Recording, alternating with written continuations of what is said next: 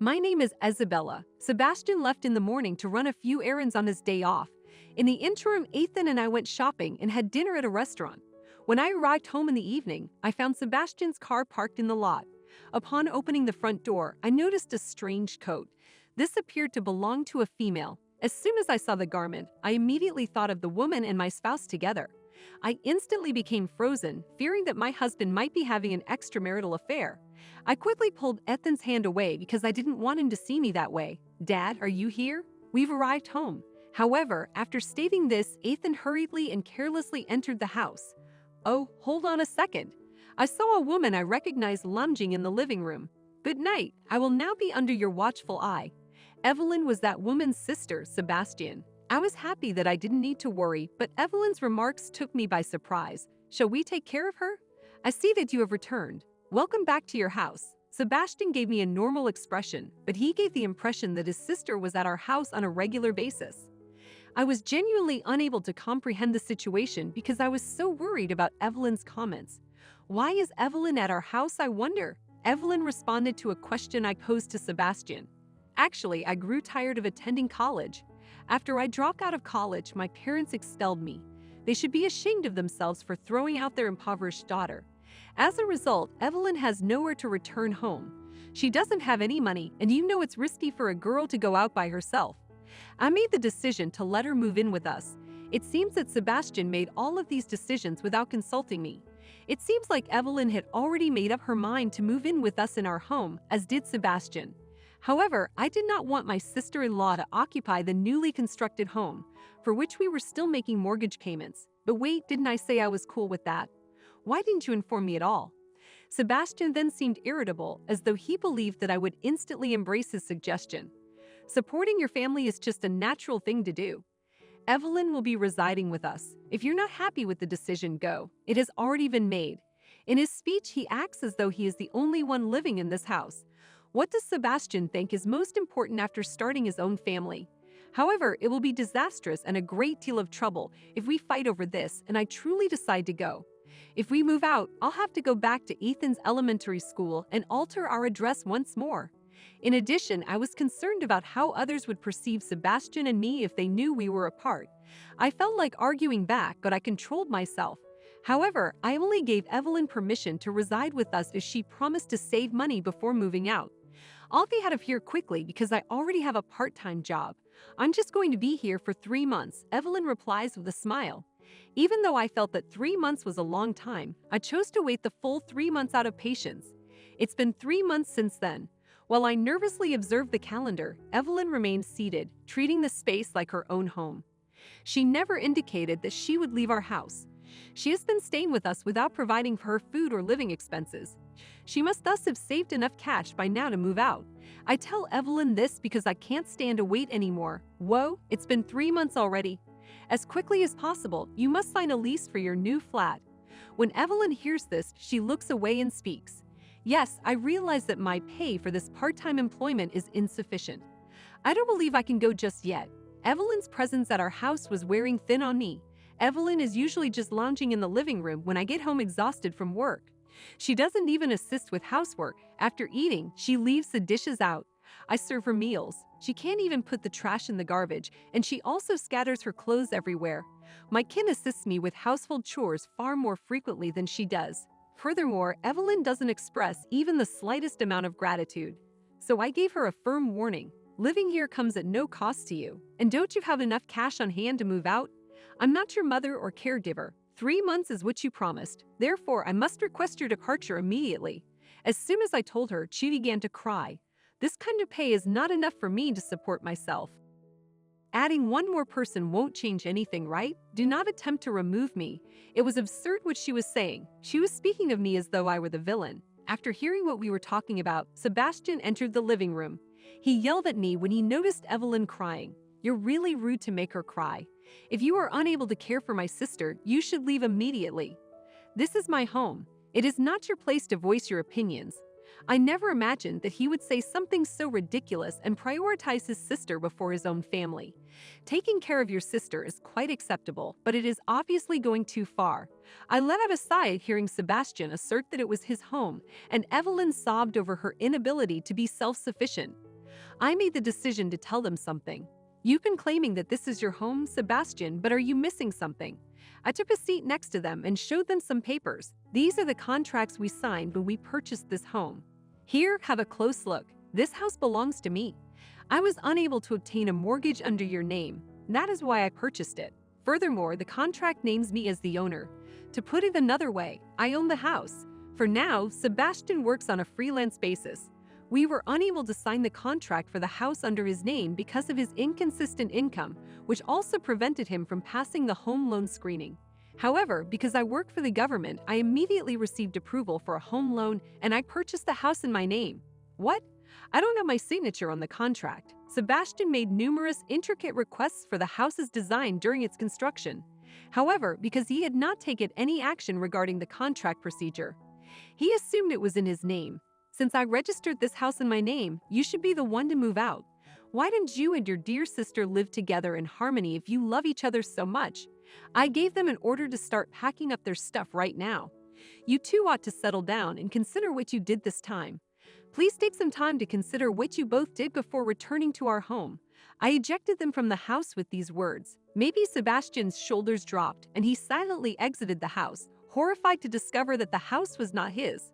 Evelyn is, I suppose, finally gone. I also found it annoying that her room was always disorganized. I apologize. I also ejected your father. You would miss him, I know. That is acceptable. One day, I knew you would. I'm happy that I can share a large home with you, Mom.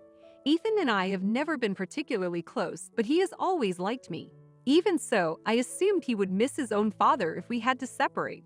However, Ethan didn't appear to give Sebastian's absence any particular thought. I felt a sense of relief that Ethan wasn't devastated by the entire ordeal. That day, we shared pizza for supper and enjoyed a nice meal together for the first time in a long time. I was thrilled to see that Ethan, who had been speaking less before Evelyn arrived, was now talking a lot. 2 weeks into living apart from them, Ethan ran down the stairs in a state of terror. Oh, honey, what's wrong? My valuable trading cards are gone. I thought I had them all right here, though none of them are there. Trading card games were Ethan's pastime. He plays card games with his buddies because it seems to be a popular pastime at his primary school. With his allowance, Ethan has been hoarding trade cards. Some of them were rare trade cards, which are extremely difficult to find. He stored those uncommon trading cards in his treasure chest.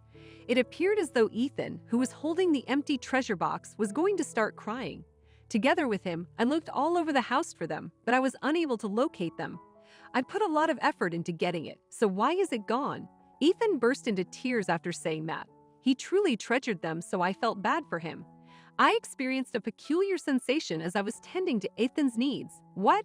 I also lost the necklace I left here. I'm not sure. Upon closer inspection, the majority of my jewelry was missing. The more costly ones were mostly absent, while the ones with diamonds predominated. I pondered whether someone had broken into our house. The disappearance of something so significant to my son and me seemed incredibly strange. My workday ended early the following day, so I arrived home at midday. Since I don't usually end work early, I made the decision to unwind until Ethan got home. On the way home, I stopped at a store to buy some snacks, and I couldn't wait to see a movie I wanted to see. I was in a good mood when I got home and opened the door with my hand. Ma'am? Did I leave the door unlocked? That's not possible. It's a habit of mine to lock the door and then turn the doorknob to make sure it's closed. I've been doing it every day for years, so it was impossible for me to forget to lock the door. Then I recalled yesterday's events. Someone might break into my house. I grabbed my phone and hid in the shadows, thinking that the burglar must be in the process of obtaining something from my house. I was going to call the police. Voices started coming from the home. It looked like two individuals conversing with one another. I chose to pay close attention to what they were saying because I was curious about the potential nature of the offenders. But suddenly, I recognized a few voices. It appears that the high-priced autos in this area have vanished, but Isabella's bags are here. Are these not sold at exorbitant prices? That bag is branded Goody. They will undoubtedly fetch a high price. Let's also take that one. Without a doubt, that was Evelyn and Sebastian's voice. It was obvious to me what they were discussing. Behind our backs, they were pilfering and reselling my and Ethan's belongings. When I realized what was happening, my rage boiled over. How in the hell are you people acting? They were surprised to see me in the house, so as I was ranting at them, I heard sounds coming from the living room. They appear to be in a hurry to leave and are quite upset. With all my strength, I stopped them, took them by the chest, and asked them questions. While I was away, what in the world were you two doing? Catching them red-handed made Evelyn and Sebastian look pale. Sebastian then started hurriedly offering his reasons. Isabella, do you realize that you're not very good at cleaning? Because I was concerned, I came to check whether the house was messy. You're accurate. You know, this is my house too. Because of this, I only came to clean it. Be not foolish. When you were living here, you never cleaned before, did you? There's no point in making excuses because I have heard what the two of you were talking about. What's that bag you're holding, Evelyn? Evelyn removed her hand from my brown bag very fast. I was just attempting to have a closer look because I thought it was a great purse. I apologized for touching it, but that's all I did. Their desperate excuses astounded me.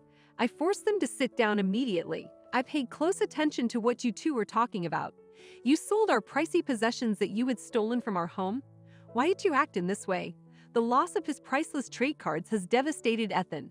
After a long period of silence, Sebastian finally spoke up. Evelyn was unable to save a significant amount of money, so Sebastian, she proposed that we sell the items in our home. She warned us that we would be homeless forever if we didn't take this action.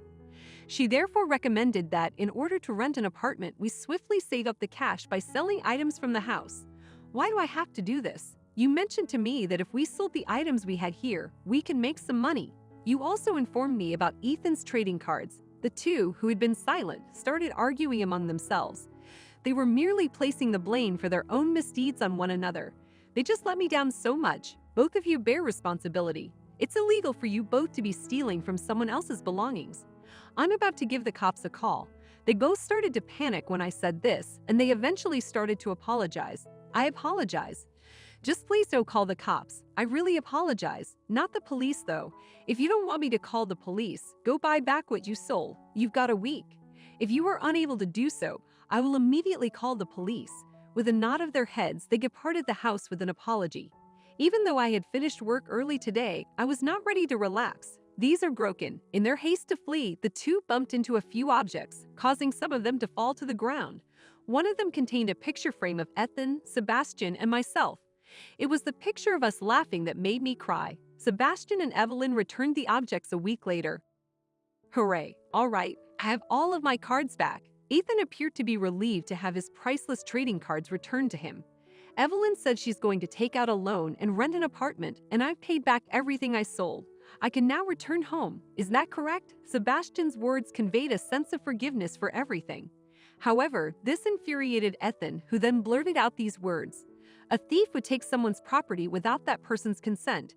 That you are a thief, my own dad, makes me feel so ashamed. That's not the kind of dad I want. Never come back again. Ethan was furious. Ethan felt entitled to this kind of response because he believed his own father had betrayed him. I apologize, but didn't I give it all back?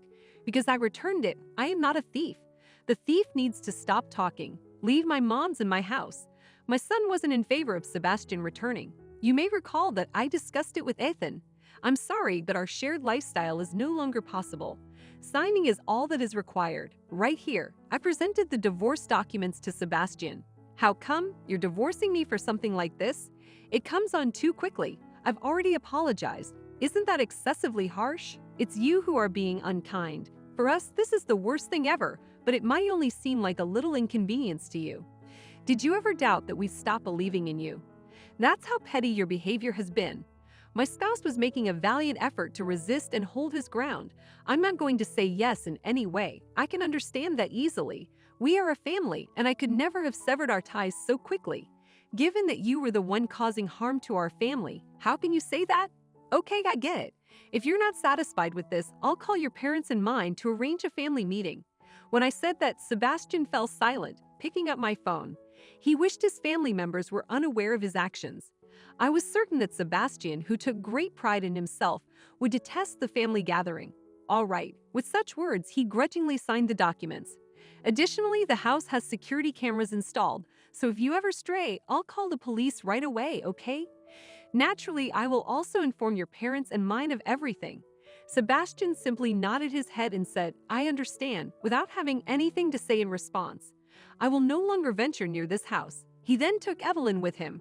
I was concerned that our divorce might have upset Ethan. Since he was still very young, I'd often asked him if he felt nervous about the change in surroundings. Dad's absence doesn't bother me. He is a thief, and I had no idea whether or not he was operating correctly. He also never gave me any attention. It wouldn't matter at all if he was around or not. My son appeared to be harboring resentment towards Sebastian for stealing his trading cards. Ethan was adamant about Sebastian's not seeing his own son, even though my in-laws had offered him a visit. My in-laws didn't fully comprehend the depth of Ethan's hatred for Sebastian. He is still your father, notwithstanding their divorce. Don't force me to call him my dad just because they've divorced. I just don't know him anymore. I'm not even interested in seeing his face. This was the kind of thing Ethan would say back to them because he detested Sebastian so much. That's what I told my in-laws. Please don't try to look into it because I can't talk to you both about something that happened. My in-laws expressed curiosity about it, but said nothing more. We currently have it configured this way. Ethan might have second thoughts later on. I apologize as his lone parent. I will closely monitor him. Regarding our family's finances, it goes without saying that our income has dropped. I don't feel particularly hurt. Sebastian no longer needs me to do any housework. We have the ability to lead stress-free lives and make do with what we have. Ethan has been really helpful because he is actively performing the housework so that he won't turn out to be like his own father. I think he'll be a fantastic husband in the future, not like Sebastian. Sebastian and Evelyn returned to their parents' house together, but their parents' surprise at their siblings' simultaneous return prevented them from staying there. Furthermore, Sebastian's performance at his company plummeted, leading to his termination. And recently, he began working part-time at a fast food restaurant near his parents' house. His supervisor, who is significantly younger than him, appears to be lecturing him daily. This is what Sebastian and Evelyn deserve. Sebastian and Evelyn are both at their wits' end and have moved into an old apartment where they now live together. As usual, Evelyn didn't acquire regular work, and Sebastian is supporting her with his modest income. I feel a little sad for Sebastian now, but it is the result of what he has done. I don't care what happens to them anymore, so I guess as long as they live in harmony, that should be fine.